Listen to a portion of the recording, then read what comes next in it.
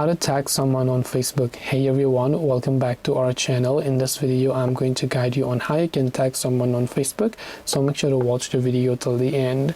Now, tagging someone on Facebook depends upon first where do you want to tag. If you want to tag them on your status, whenever you're actually writing something, you can just press the tag option over here. So under tag people, you can search for a person that you want to tag, or you can just use a command @ and then just make sure to actually go ahead and then enter their name over here. So when you type in @ and their name, they will get automatically tagged, or you can tap on this tag icon to tag those people manually if you want to.